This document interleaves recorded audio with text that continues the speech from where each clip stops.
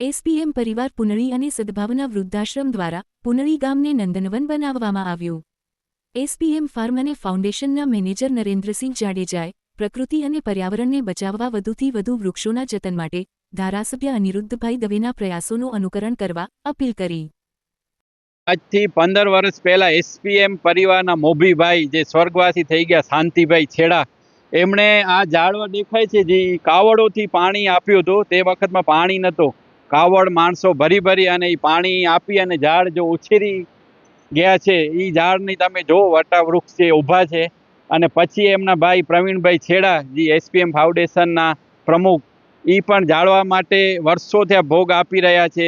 5-6 હજાર જેવા ઝાડવો સદભાવનાના ટ્રસ્ટ તરફથી અને પોતાના સહયોગથી નાખ્યા છે। તો એનોય આ આખા પુનળી ગામનો આવો વટવૃક્ષ ઊભા થઈ જશે આખા રોડની સાઈડોમાં।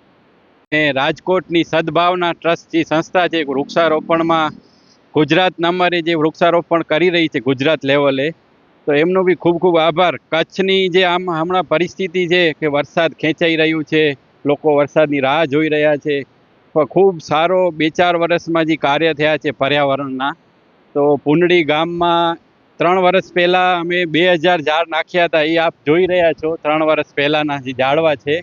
અને પછી જે 1 વર્ષ પછી જે ઝાડવા નાખ્યા છે અમે 2000 ઝાડ, એક વન બનાવ્યું છે અને રોડના બંને બાજુ તળાવો ઉપર અને ખૂબ ઝાડવાનું વૃક્ષારોપણ પુનળીમાં બી થઈ રહ્યું છે, અનેક ગામમાં થઈ રહ્યું છે અને લોકો સહયોગ બી આપી રહ્યા છે, સંસ્થાઓ આપી રહી છે।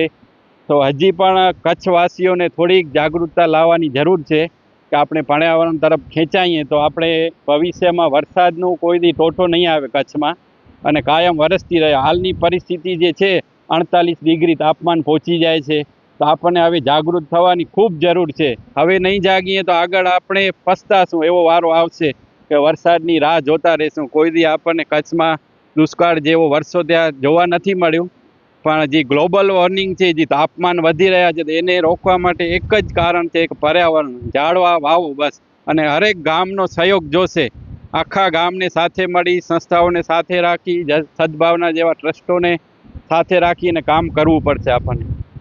અને ખાસ કરી અને આપણા પોતાના માંડવીના ધારાસભ્ય અનિરુદ્ધભાઈ દવે ખૂબ વૃક્ષારોપણ પાસે પોતાનો ભોગ આપી રહ્યા છે, આપણને સહયોગ આપી રહ્યા છે અને લોકોને કહી રહ્યા છે કે વૃક્ષારોપણ તરફ જાઓ। પોતે પણ ખૂબ મહેનત કરે છે। એમએલએ સાહેબનો બી ખૂબ ખૂબ આભાર। ઘણા જગ્યાએ અમે એમના વિડીયા જોયા છે, વૃક્ષારોપણ ખુદ પોતે કરી રહ્યા છે, લોકોને કરાવી રહ્યા છે, સરકારનો સાથ સપોર્ટ છે અને એમએલએ સાહેબનો બી આભાર માનશું ખૂબ ખૂબ માંડવીના।